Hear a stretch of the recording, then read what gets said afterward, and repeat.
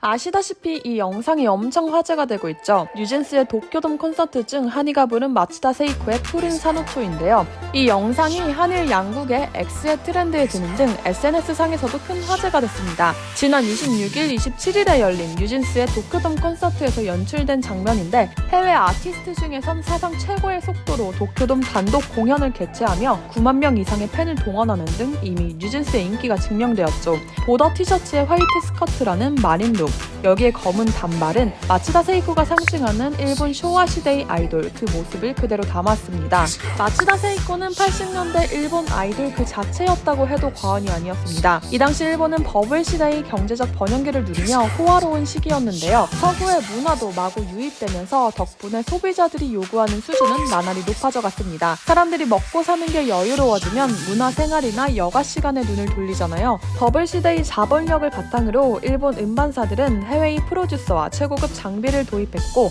이런 배경 속에서 마츠다 세이코는 탄생했습니다. 그리고 푸른 산호초는 그런 마츠다 세이코의 이름을 세상에 알린 초기 대표곡인데요. 오리콘 첫 등장은 87위였지만 이후 29위, 22위, 17위, 12위 등 계속 순위가 올라갔고 발매 2개월 후엔 2위를 획득했습니다. 순위의 변동을 보시면 아시다시피 노래를 통해 차근차근 인지도를 높인 게 느껴지죠. 이 노래를 대표하는 또 다른 유명한 영상이 있습니다. 더 베스트 10이라는 일본 유명 방송이 있었는데 이 방송 당일 마츠다 세이코는 삿포로에서 하네다 공항에 도착해 바로 라이브로 푸른 산호초를 부른 적이 있습니다. 푸른 산호초는 80년 7월에 발매된 곡이거든요. 공항 활주로에서 곧바로 노래하기 위해서 8개 관계부처의 허락을 받아야만 했고 라이브 타이밍에 맞추기 위해서 일부러 비행기가 착륙 후에 활주로를 한 바퀴 돌았다고 합니다. 푸른 산호초로 같은 해 마츠다 세이코는 일본 연말가요제인 홍백가합전에 첫 출연을 했고 제22회 일본 레코드대상 신인상,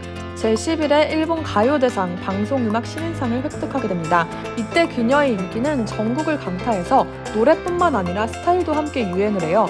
대표적인 게 바로 이 머리, 일명 세이코짱 컷으로 불리는 헤어스타일인데 당시 여자 아이들이 모두 따라했고 아직도 80년대를 배경으로 하는 일본 영화나 드라마에서 이 머리 스타일은 시대적 배경을 상징하는 하나의 아이콘으로 등장합니다. 제가 엄청 좋아하는 아다치 미치루의 만화 터치의 여주인공 역시 마츠다 세이코를 모티브로 한 캐릭터로 알려졌습니다. 마츠다 세이코를 상징하는 또 하나는 바로 실력. 높은 음역대의 노래를 달콤 시원하게 부르는 모습을 보고 붙여진 말이 바로 캔디 보이스. 사랑스러운 캔디 보이스로 일본을 녹였는데 종합하면 일본인들이 항상 돌아가고 싶어하는 버블 시대, 그리고 그 시대를 상징하는 아이돌의 최고 히트 곡이 푸른 산호초인 것입니다. 그러니까 이 곡은 단지 유명한 옛날 일본 아이돌의 곡 그 이상의 상징성이 있는 것입니다. 그리고 이를 간파하듯 한이는 청초한 모습과 캔디 보이스로 대중을 사로잡았는데요. 사실 이번 공연에서 한이 외에도 민즈는 바운디의 오도리코, 즉 무희를, 헤이는 시티팝의 대표곡이라고 알려진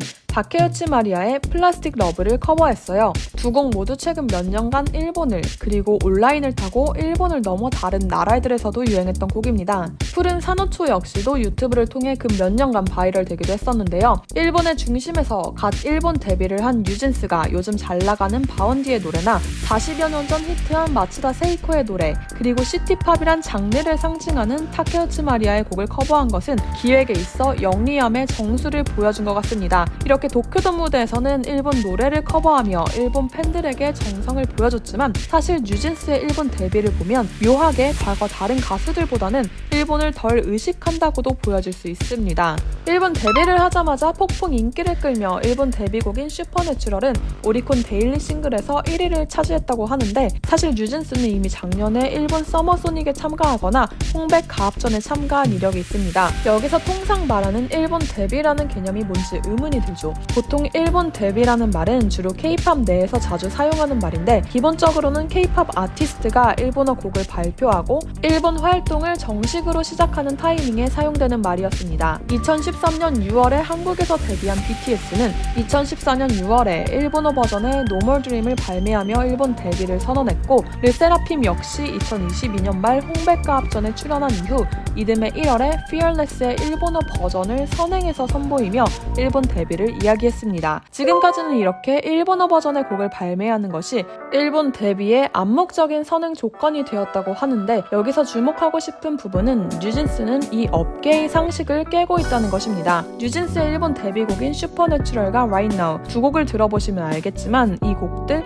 한국어, 일어, 영어 3개의 국가의 언어로 쓰여졌는데요. 당초 Right Now가 6월 17일에 일본에서 선공개되었을 때 일본 언론들은 일본어곡 Right Now의 선공개라고 보도를 했지만 실제로 보면 3개 국어로 가사가 이뤄진 것을 알 수 있습니다. 통상 일본 데뷔곡들에 붙은 재패니스 버전 등의 표기도 없는데, 거꾸로 보면 뉴진스의 곡들은 어떤 언어로 부르는지 크게 신경 쓸 필요가 없다란 메시지가 담겨 있는 것 같기도 합니다. 그도 그럴 게 뉴진스의 인기는 언어의 벽을 뛰어넘어 왔거든요. 기본적으로 모두 한국어 곡에 영어의 비중이 있는 편인데, 지금까지 미국 빌보드 200에서 1위를 차지하기도 데뷔 1년 만에 미국의 음악 축제인 롤라팔루자 시카고에서 7만 명의 관객을 모으기도 했습니다. 그리고 일본에서도 한국어 곡으로 이미 일본의 연말 가요제인 홍백가합전에 출연을 했었는데요. 굳이 재패니스 버전을 내지 않아도 언어의 장벽을 뛰어넘을 만큼 뉴진스만의 매력을 가지고 있다는 것입니다. 그리고 이 매력의 본질에 대한 해답은 한 기사에서 찾아볼 수 있었습니다. 뉴진스는 왜 일본에서 먹힐까? 데뷔 후 바로 도쿄돔 공연을 이뤄낸 그룹의 매력이란 제목의 기사인데, 여기에 무려 1,800여 개의 댓글이 달립니다. 기사에선 기존의 K-팝 걸그룹들은 걸크러쉬가 주였고 그 외에는 청순계나 페미닌한 계통이 대부분이었지만, 뉴진스는 이런 트렌드와는 다른 내추럴한 무드를 곡과 비주얼로 내세우며 지금까지의 걸그룹의 어느 계통에도 속하지 않는 컬러로 새로운 조류를 만들었다고 말하는데요. 그리고 1.4만 개의 공감을 받은 댓글이 바로 비슷비슷한 댄스 보컬 유닛만 있어서 이제 질린다. 일본에서도 K-팝을 동경하는 그룹이 많아져서 일본 그룹인지 한국 그룹인지도 모르게 되었다.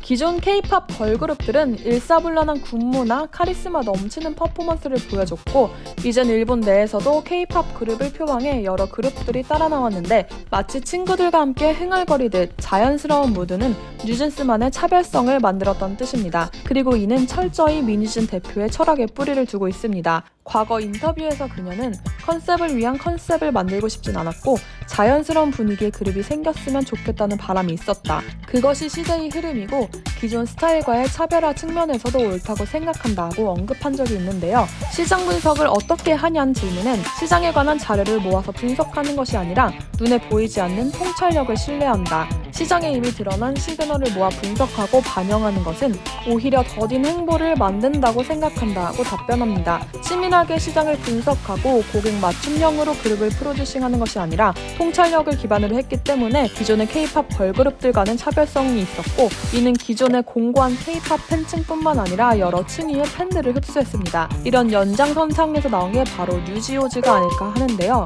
뉴지오즈는 뉴진스 플러스 오지상의 합성어로 뉴진스의 곡을 듣고 팬을 자처하는 일본의 중장년층을 뜻합니다. 뉴지오즈들이 말하길 뉴진스의 매력은 어딘가 향수를 불러일으키는 것이라고 해요. 90년대에서 2000년대에 걸쳐 유행하고 있던 R&B나 저즈클럽의 특유의 완만한 그루브나 멜로디가 이 오지상 세대의 추억을 불러일으키기 때문인데, 일본에는 에모이란 말이 있습니다. 에모이란 기쁘다 슬프다 하는 기분만이 아니라 그립고 애절한 기분, 또 이런 감정을 포함하는 단어인데요. 영어 이모셔널에서 유래됐다고 하는데 뭔가 향수를 불러일으키거나 감정적일 때 많이 쓰는 말이거든요. 뉴지오즈들은 뉴진스의 멜로디를 들으면 어딘가 에모이해진다고 하는데, 마치 90년대 캠코더로 촬영한 듯한 뉴진스의 뮤비는 에모사를 증폭시키고 그 시대의 젊은이였던 뉴지오즈들의 마음에 추억이 솟아오르는 것입니다. 몸은 늙어도 마음은 안 늙는다고 하잖아요. 사람은 추억을 먹고 산다는 말처럼 가장 찬란했던 젊은 시절의 추억은 영원히 남는다고 합니다. 마츠다 세이코의 푸른 산호초를 선보이며 버블 시대의 일본인들의 감성을 불러일으킨 하니, 그리고 자연스러운 무드를 기반으로 중장년층의 향수를 불러일으키는 뉴진스의 여러 곡들. 비즈니스의 관점에서 시장을 분석하고 곡을 프로듀싱하기보단 인간의 본질을 파악했기 때문에 더욱 다양한 층에서 열렬히 호응을 받는 게 아닐까요? 오늘의 영상은 여기까지입니다. 여러분들은 어떻게 생각하시나요? 오늘도 영상을 시청해주셔서 감사합니다.